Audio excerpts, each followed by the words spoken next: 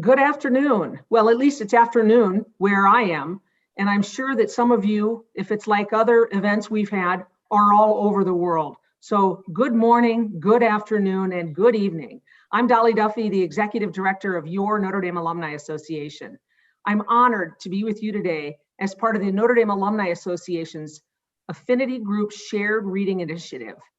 These groups, including Black alumni, Hispanic alumni, Native American alumni, Asian Pacific alumni of Notre Dame, the Diversity Council, Notre Dame Women Connect, Notre Dame Senior Alumni, and Young ND have all partnered together to read and explore the stories of the book, Black Domers.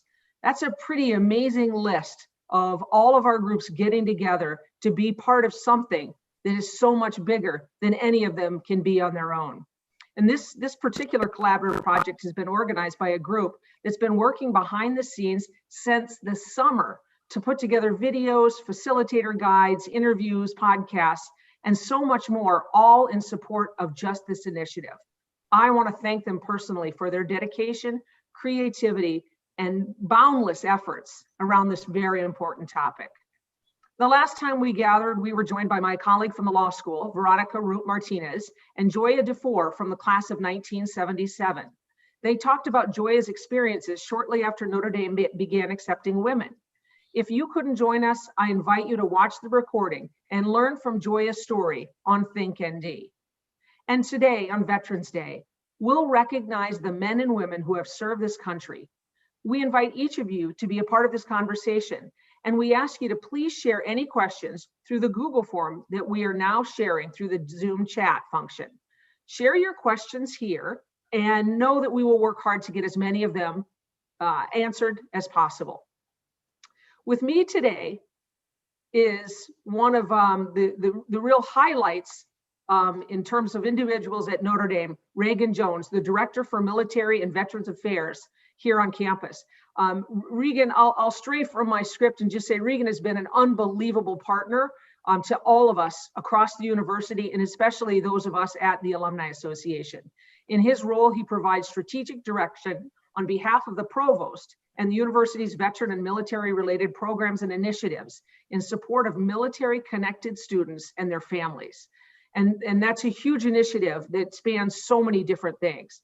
As a member of the U.S. Marine Corps, he completed combat deployments to Iraq and non-combat deployments to Japan, Thailand, and the Philippines.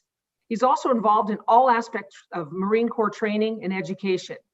Regan has achieved numerous awards and honors for his military service, most notably the Purple Heart, the Military Outstanding Volunteer Service Medal, and the General John A. Lejeune Award for Inspirational Leadership. Regan, first, thanks for your service and thanks for your current work here at Notre Dame. And Notre Dame has so many different connections when it comes to the military, and your office is the latest in all of that. And so I asked, before we dive in, could you share with our audience a little bit about your office and what do you and your team do on a daily basis? Well, thank you so much, Dolly. What a really kind and thoughtful introduction. Grateful to be a partner with you and your incredible team. And to all the guests joining us today, happy Veterans Day for those that have served. Thank you for your service. That's heartfelt. So really grateful. So the Office of Military and Veterans Affairs really does three things. We support, the first thing is we support and recruit our military connected students. And military connected could mean a veteran, ROTC, reservist, National Guard, really independents, children of service members.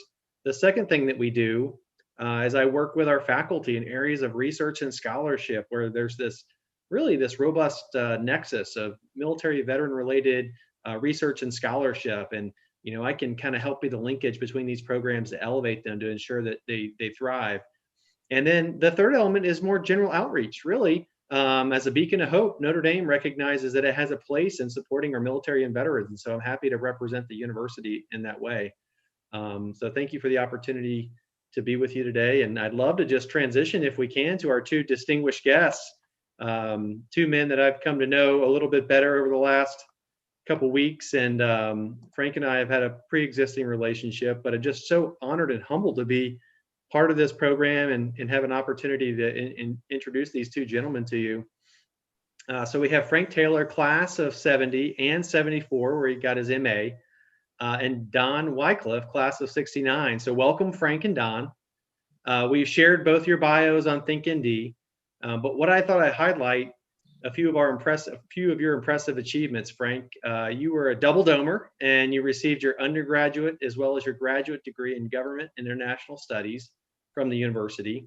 And then while here, you joined the Air Force ROTC program. So 31 years of military service, incredible. You served with distinction in numerous command and staff positions, rising to the rank of Brigadier General.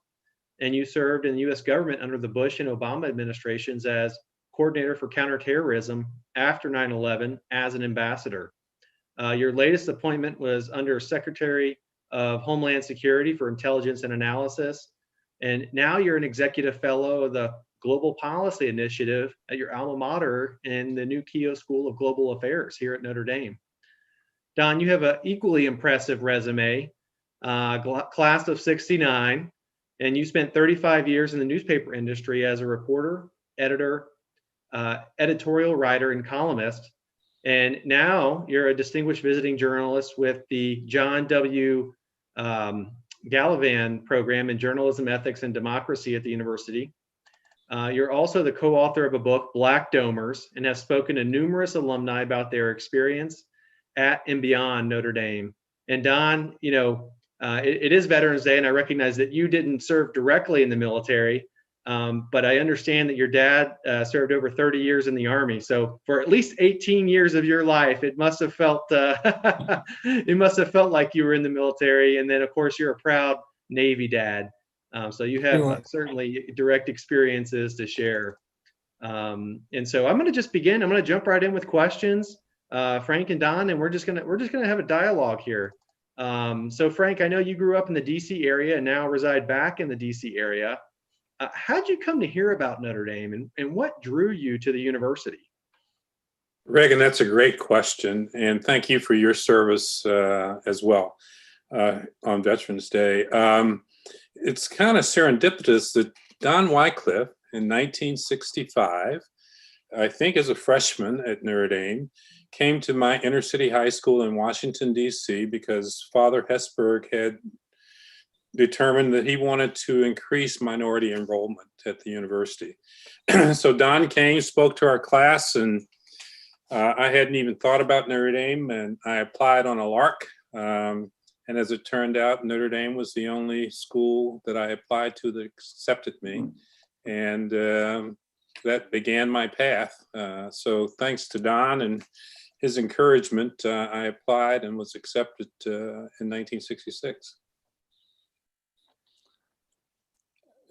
Frank, thanks for calling attention to my small role in your coming to Notre Dame. I was struck in your essay in Black Domers by your description of the financing of your education as a family endeavor.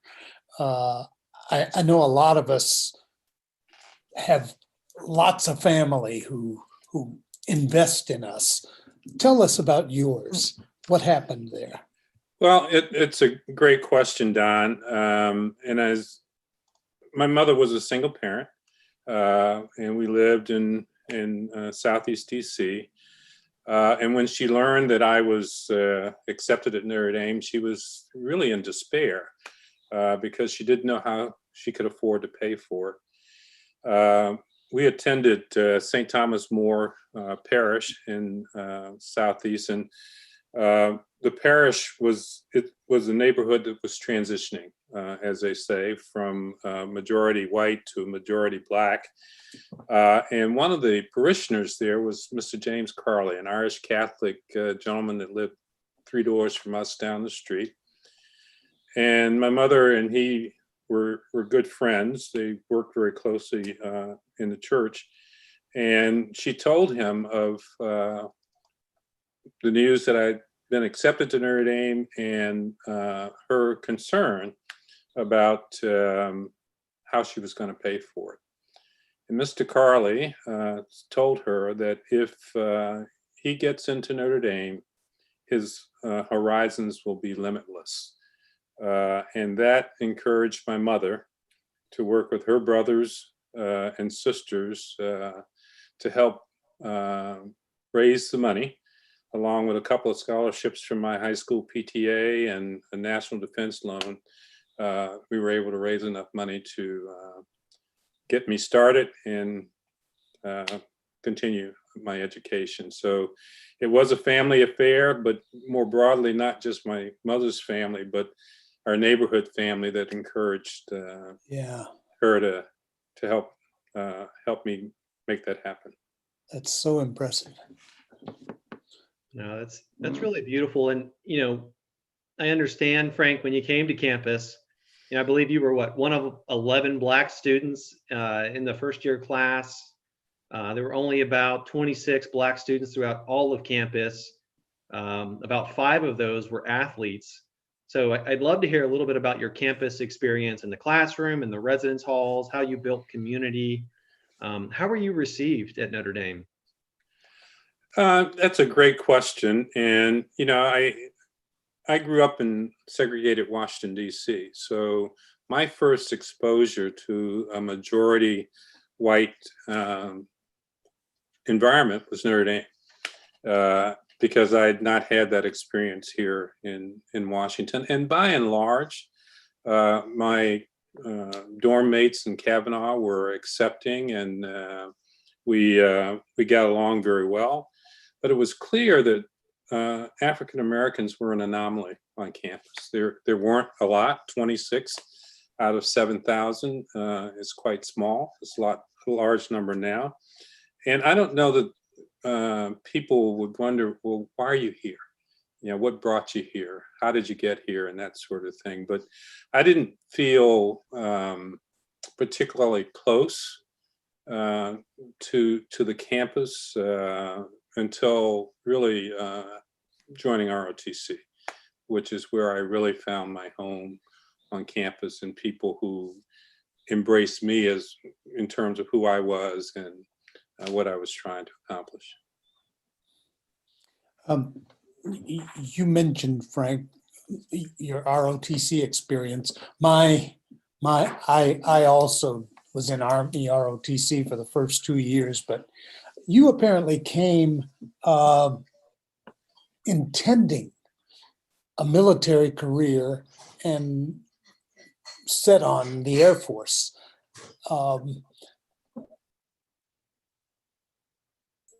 What did the ROTC provide you in terms of a place? And just tell us about that, if you would. I missed some of your question. You were blanked out there for a little bit, but look, from the age of 8, my only desire in life was to become a military officer. Oh. And in the 1950s in our country, there were lots of military shows about the Korean War, World War II. There was a show on West Point. I became enamored with West Point. I followed General Benjamin O. Davis Jr. as he moved through his career. And I decided at 8 years old that I was going to be a military officer. And no one dissuaded me. I was in high school ROTC. I was commander of the high school unit at my high school. And the only reason I wanted to go to college was you had to go to college to get a commission.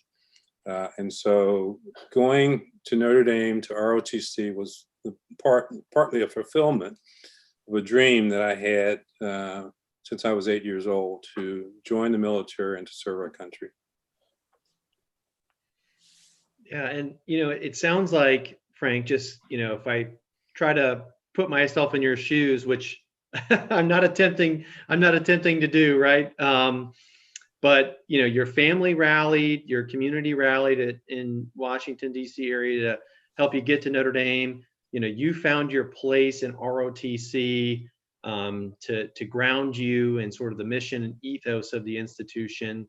But that didn't come easy, I suspect. I'd imagine it took a lot of hard work, and you've developed sort of this resilient, sort of approach to your life, and whether that's personally or professionally or spiritually.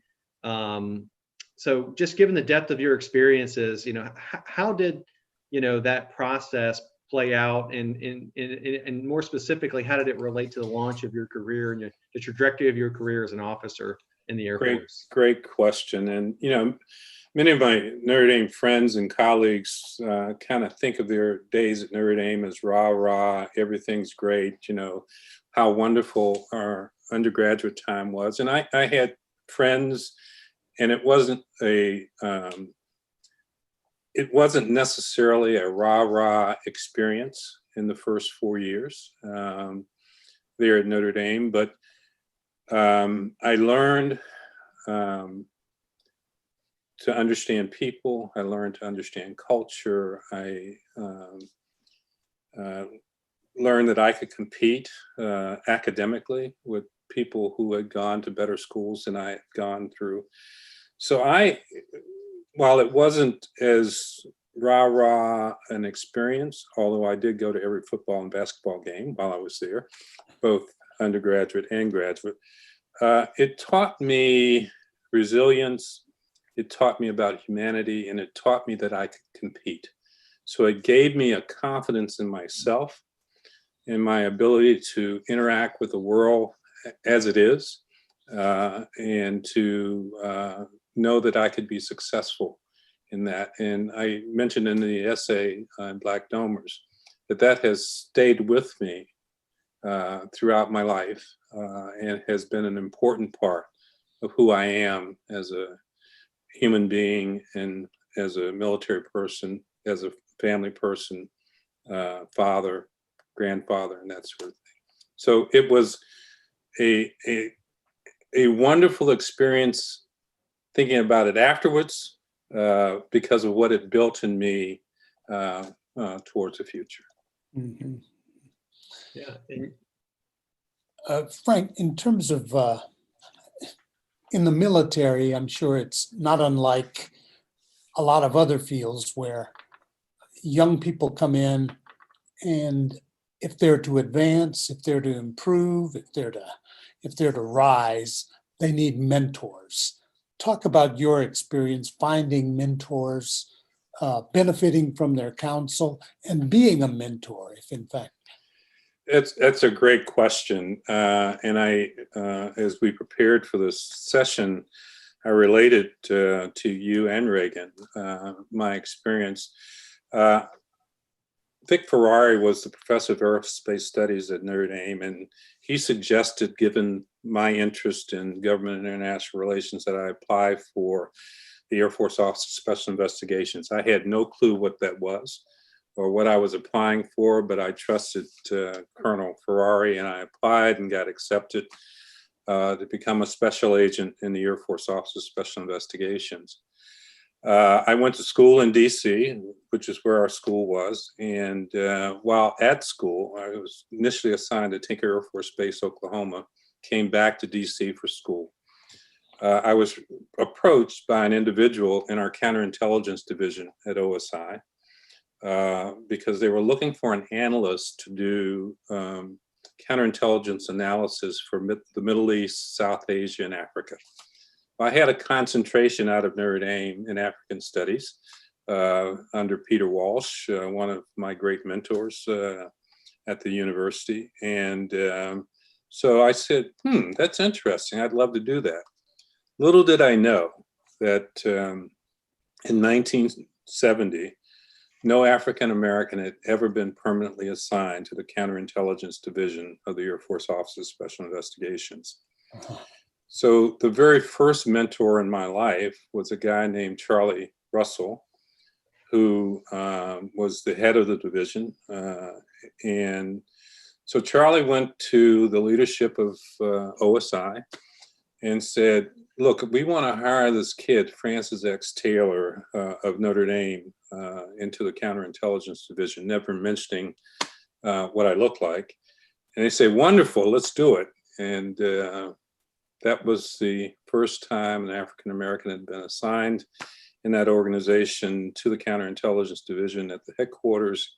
26 years later, I became the commander of that same outfit that almost denied me my first assignment. So along the way, there have been many people who have seen in me potential and have tried to draw that potential out. And really, from a military perspective, that's the responsibility of military leaders, right? Sure. Is to find leaders, groom leaders, and shape the leadership for the future of the organization. And like those people bringing me along, I felt a very strong obligation to do the same thing for my subordinates in getting them prepared for their leadership journey in the military and in other endeavors across the government or the private sector. Mhm. And Frank, I know, and to you as well, Don, you may not have had a chance to fully take this in because I know I just shared it with you before we began the program today, but the Naval Prep Program, is an example of a program the university recently launched. In this program in particular focuses on our naval ROTC students, but it's an access program, recognizing that diversity of thought and experience and backgrounds is critically important to our institutional mission here at Notre Dame, as well as the military service. And so this is a pathway for students that might not have the necessarily the standardized test scores that come from inner city America or rural America, to spend a prep year at Holy Cross College, and then they meet certain academic standards to enroll at Notre Dame and receive an ROTC scholarship. And so, I would, that's sort of a real kind of tangible example of some of the work the university is doing to increase access. But, again, given your experience to both of you, breaking down barriers, Frank, you were one of 11 students coming here. You were the first Black officer in your unit. What is the Notre Dame's family place in helping ensure that we have a more equitable world? I think it's continuing to fight to understand that there are people who are less fortunate than we are at this point in life, and to try to create the opportunities for those folks to fulfill their dreams, to fulfill their, to use their God-given talents to do good. I was taken aback during freshman year at what people had read, what they experienced, what they were talking about in class, things I had never heard of or understood. And so it wasn't so much that I didn't have the intellectual ability to do the work. I was not exposed as broadly as some of my classmates were to be prepared. So I think Notre Dame creates an opportunity to help people who are capable, but maybe not yet ready, prepared, to get prepared to compete. And this isn't about giving things away. It's about, leveling the playing field and let people who have the ability, have the opportunity to compete and demonstrate what they can do. And, that's what I've tried to do all my life. That's what those opportunities have created for me in terms of keeping the playing field level and the opportunity to demonstrate that an individual that looks like me can perform just like any other individual in uniform or in corporate space or at the State Department or wherever. Mhm. um, from my perspective, the most valuable things the university can do are two things. One is to recognize and to make sure the rest of society recognizes, to the extent we are an influencer, that skill and talent and ability and all the good stuff that organizations and our society need reside in all kinds of places and come in many flavors and colors and types. And that it's like being a Catholic institution. We have the world. We are part of the world. And so that, and also we need to be very intentional about all of this. The inequities and other things that exist in our society did not happen by accident. We've got to be intentional about fixing those. And the strategies and tactics will vary from one problem to another, but intentionality is absolutely crucial, it seems to me.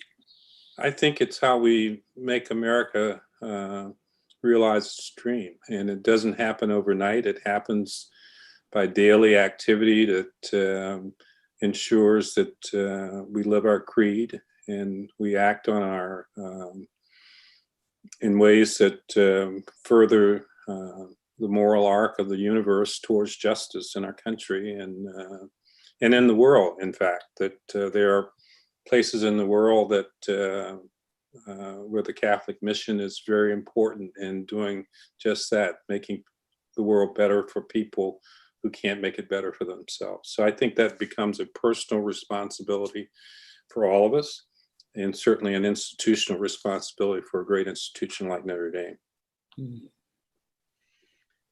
And again, we're celebrating Veterans Day today, and so when we think about this experiment called democracy in America, you think of the military, you think of keeping us safe by deploying forces overseas, and just so many men and women, alumni, family, friends that are right now in harm's way, and so we're so grateful for them. But Don, one thing that people might not gravitate to when they think about our protection of our freedoms and our founding fathers is the First Amendment. And so as a journalist for over 30 years, you were on the front lines domestically protecting our freedom of speech and freedom of press.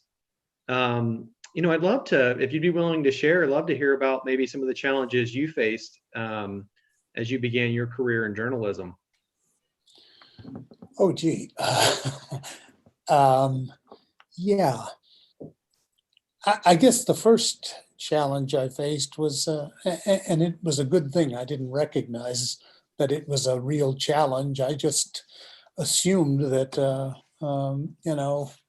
when I wanted to be a journalist, I would manage to find a job somewhere. And so I did. I went after Notre Dame to graduate school briefly, and then discovered journalism while I was in grad school in Chicago, and went home to Texas, to Houston, and started pounding the pavement looking for a job. And the very first job I found was at the Houston Post, now out of business, where, to be frank, I was the second Black person in the newsroom at a time when the city was in ferment, and they needed to have Black bodies to throw against this. And I had a Notre Dame degree. And so they took a chance on me. And I guess I measured up. But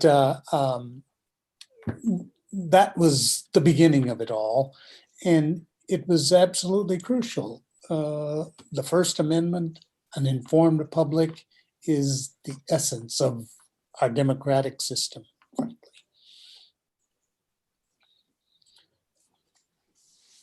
Yeah, and how throughout your career, how did things change? Were you perceived differently as you built credibility in that field? Did you always feel like there was undertones and barriers that you were navigating? Were there nuances? That's interesting. I did gain credibility as time went on. And maybe more important than gaining credibility with others was gaining credibility in my own mind as I learned to be a more sophisticated reporter and editor and writer. Always, it seems that the biggest obstacle any person faces is his own doubts or whatever. So that was crucial. And at some point, you begin to realize you own the job rather than the job owning you. And I did that finally when I went to work as editorial page editor for the Chicago Tribune, and I think I did a good job. No, I would say so, Don. You've got an incredible track record. Frank, think about the headlines, and we recently had a new Air Force Chief of Staff that was appointed. So that's for the listeners here, that's the 4-star general in charge of the entire Air Force. No tall order, and the current. And that person, who he is General Charles Brown Jr., an African American. And so, would you mind just offering some insights and reflecting on, your time in service and your path in the Air Force to the Brigadier General rank, and what it means to you now that there's a Black 4-star in charge of the Air Force? Would love to hear your thoughts on that. Your reaction. That's a great question, and there are a couple of other folks on the call. One of my colleagues from Notre Dame and from OSI, Phil Yasuhara, retired Air Force colonel. When I joined the Air Force in 1970, racial tension, racial discrimination was rampant. And it was rampant across all the services, to the point in the 70s, there were actually riots on military bases. People may not remember that, but there were race riots on at least 2 or 3 bases across the country. I was sent undercover as an OSI special agent to 2 bases, to Lodges Air Force Base in Portugal and to Chanute Air Force Base in Rantoul, Illinois, to do some on the ground fact finding. And it's interesting, Bert Johnson, who was my handling agent while I was doing this duty, I used to write him hip hop letters in code. We had snail mail then, and those letters would actually make it to the leadership of the Air Force. And the focus of those letters in my reporting was that people were not being treated equally, didn't feel they were being treated equally, and they didn't feel they had a venue to voice those concerns.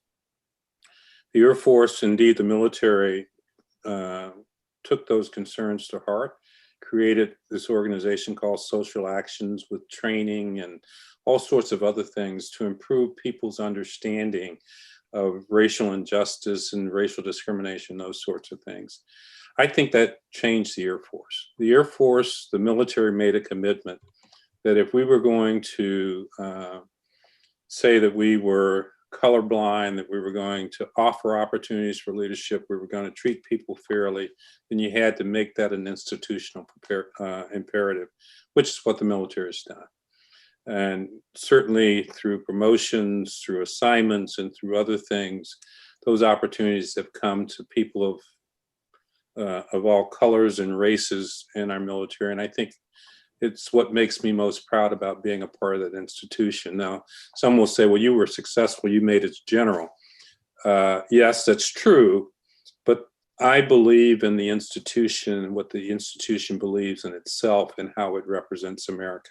So I am very proud of what our military has done over time, how it's created opportunities and has become really a melting pot for America, where if you're a red-blooded American and you want to serve and you have the ability and you come on board, you have opportunity to get to the top of the ranks, not because of what you look like or where you come from, but how you perform.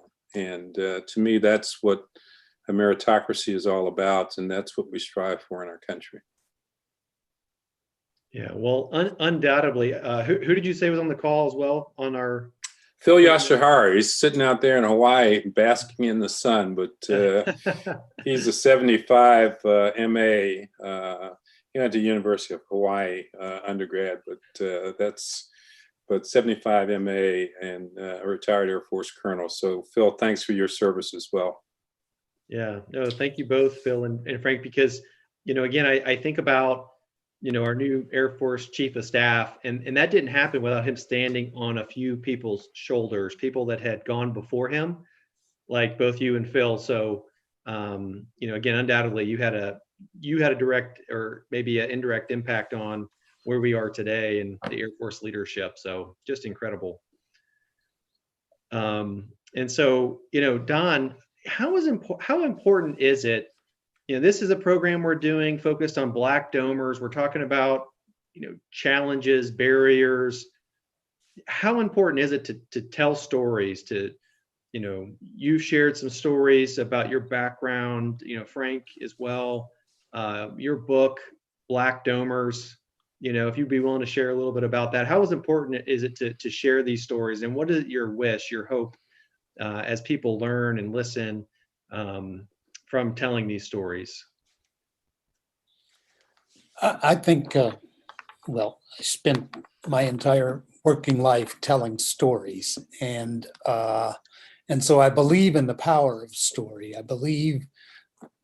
I think that the stories we tell to one another, to our children, to others, constitute what I call cultural capital, and they help those who come after us to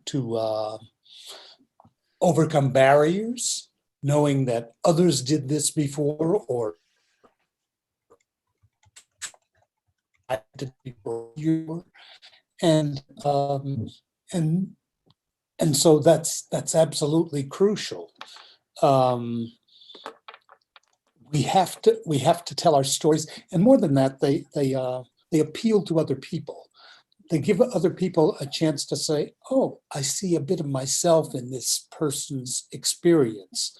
I can relate to that," and I really do think that, particularly since this is a Notre Dame activity, I think universities are a prime location, a prime venue for the telling of stories among people in dorms, in classrooms, and other venues, so that we can begin to understand and learn from one another. Reagan, I would add to what Don just said. I recall all general officers had to go through civil rights training, and so we were in a session as I was about to retire, and one of my colleagues, good friend of mine, at the end of the session said, "Well, have you ever been discriminated against?" And the essence of the question was, he assumed, I think, that I'd gone through my life and had been successful, and that discrimination wasn't a part of it. And I said, when I'm in uniform and I've got that star on my shoulder, on my hat, and I salute a subordinate or a superior, they see me as a military officer in uniform. But when I go into the base exchange on Saturday after working in my garden, I've often had people following me through the store thinking that I'm going to steal something, and noticeably doing that. So the idea that one can learn that people can have a shared experience at Notre Dame, but also understand that because of what I look like, people treat me in a different way, and understanding how I feel about that, and that can happen to someone from our Notre Dame family, gets to understanding what the world is like for people that aren't just you, but others who are part of your community. And I think that's so very important going forward, is sharing these stories of how people matriculated, how they got to where they are, and what they learned, help people better understand the perspective of those who don't look like them or who don't come from the same political, social, economic culture within our country. Well said. Thank you both. And, each of you, again, has equally impressive backgrounds, but distinct. You both have different points of view, professional experiences, and vantage points. And so, you've seen considerable change throughout your careers and lifetimes. And then you think about it through the lens of COVID, right? So, that impact of COVID has affected people in a number of different ways, and it has exposed inequities as well. And so for the next few minutes, I'd just like to ask each of you to reflect, based on what you've seen, what gives you hope and what gives you concern about the near and longer term as we consider the future of the military and diversity in the military, and then more broadly about society.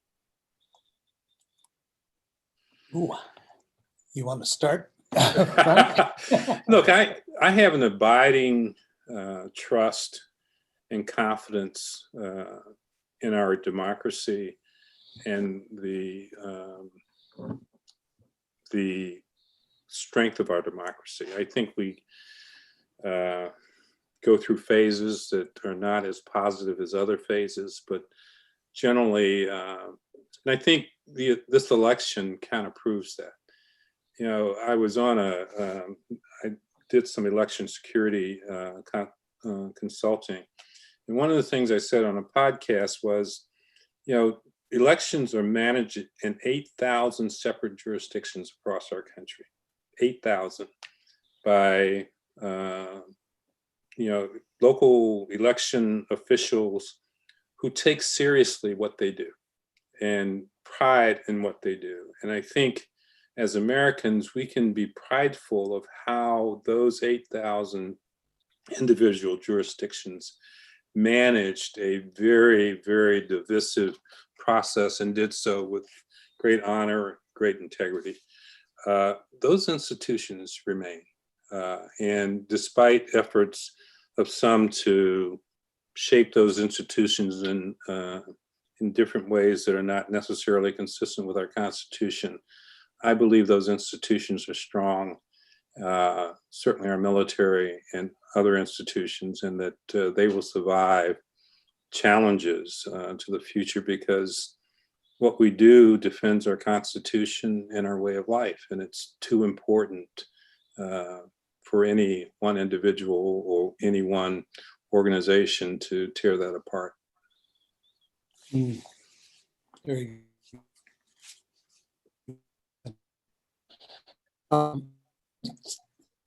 great hope that I have comes from, frankly, my parents and the example they gave. And when I think back to my parents and their parents and other ancestors, I realized that, they faced obstacles far greater than I have, far, far greater. And they survived and they thrived, and they made a better life for me and my brothers and sisters, and have enabled us to do the same for our kids. And that's where I derive my greatest hope. And I have two other sources of hope. One is my Catholic faith, which continues to be a source of, well, a source of hope. How else to put it? I think ultimately the Catholic faith is indispensable in my life. And finally, while it has been sorely tried of late, my faith in America, because I remember when I was a kid traveling with my family and being unable to stop overnight and eat in places where others could and do all kinds of things that, we were restricted from doing. And I've seen those things change in my lifetime. And while I feared of late that, we might go backwards, I think my faith has been reaffirmed by our last election. And you both mentioned several different times. I've heard faith, I've heard family, are common themes. What lessons are you telling your children and grandchildren? What things are you telling them to prepare them for the challenges that may face them? Obviously, contextually, things might be different than what you experience, but there's just so much wisdom. I look at both of you and there's just so much wisdom, there's so much knowledge, there's so much to learn. I'd love to maybe hear about assuming you can get your grandchildren to put their devices down. That's a big assumption. What lessons would you tell them? And would you be willing to share? For me, it's the same lesson with my children and with my grandchildren or kids that I work with in the Boys and Girls Club or kids at our church or wherever, is that you can be whatever you want to be if you put your mind to it. And don't let anyone tell you you can't just because of what you look like, what your gender is, what your orientation may be, that you control your future and the opportunity. And it starts with a solid education and a moral compass that's grounded in your faith. That the golden rule, do unto others as you would have them do unto you, is how you treat human beings, even those that don't treat you the same way. And that moral compass and your education and knowledge and experiences will guide your life, your family life, and help you shape the future of our country.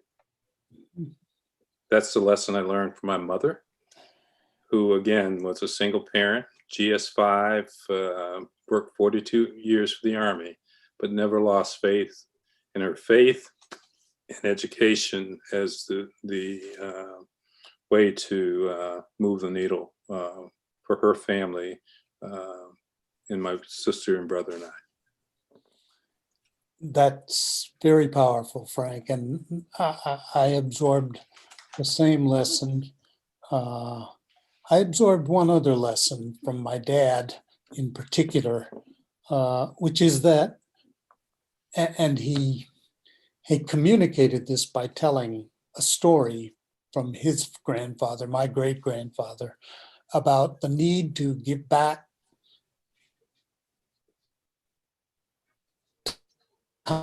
and common bonds, and to recognize that sometimes you create more for yourself by what you give away than by just grasping and trying to have it all. I could tell the story, but it's long, so I won't. But that's the lesson. And I was just mentioning this to my older son a couple of weeks ago, the same story. So. Yeah, no, that's great. And you think about the Air Force as, as you mentioned, Frank has just made tremendous progress. There's much work to be done. I think we would agree, but has made tremendous progress in increasing access and, to a strong extent has reduced barriers. The journalism sector, right? That industry, increasingly is diverse. And so, you've been part of two different industries that, have taken different approaches, significantly different industries, right? That is likely taking different approaches to the way they approach improving diversity and access. And so I want to just circle back to a question that was asked earlier about what's Notre Dame's place in this? What could Notre Dame be doing differently? And I just want to thank Tom Leaker for sharing this question. If you could, leverage your experiences in the military and journalism, again, what's Notre Dame's place in the world in this area? Tom Leaker's still giving tough questions to his professor. I'll have to send him an email. He was in my class at Keough for 2 semesters. Great young man. Look, I think Notre Dame's role is to continue its focus on the mission of the church and serving the poor and those that don't have opportunity, to give them the opportunity to get a world-class education at a world-class institution, and to build knowledge and understanding of that mission across the globe. And to me, there's no more important thing for the university to do than to be true to that mission that has kind of guided the institution from the beginning, and be bold about it, not be afraid to say it. I watched Father Jenkins as he led the protest about Black Lives Matter during the summer as being, that's leadership. And I think we've got to be true to understanding that there is injustice in the world. And our opportunity is to address that injustice in a consistent way, both at our institution and across the globe. I fully endorse what Frank has just said. Once again, I think Notre Dame has to employ all its resources as an educational institution, be intentional about the need to correct injustices. It won't just happen by itself. It won't just happen if you throw people in a bowl together. You've got to be very intentional about it. And just foster the telling of stories. One of the things I've always liked about Notre Dame, and one of the reasons that we did, David Krashner and I did Black Domers, was because we wanted to add the stories of Black students at Notre Dame to the stories about Notre Dame by people from other backgrounds. The Irish, great storytellers, and with a great story to tell. And so with many great stories to tell. And so story is powerful. Foster that. We already have a tradition of it at Notre Dame. There's bookshelves groaning under all the books. So that's crucial, absolutely crucial. I know it's tremendous. And again, it's just been an absolute pleasure to be a part of this and to be with both you gentlemen here today. So, thank you. Thank you for all you've done. You are trailblazers. Your stories are inspirational, and you continue to give back in a really powerful way that's undoubtedly going to impact the Notre Dame family and beyond. So, and again, thank you. Thank you to all those that have joined us today, taking the time to hear these stories. And I hope you continue to share these stories as we recognize that that's incredibly important. I also want to share with you that we'll meet again next week for part 3 of this program on November 18th. And also feel free to share this series with your friends. We're accepting registrations throughout the entire program, as each meeting can stand alone. So again, thank you all for being with us today. Frank and Don, God bless you. And again, so thankful for both of you. Thanks, you. Reagan. God Thanks. bless you. God bless Notre Dame. God bless America. Amen.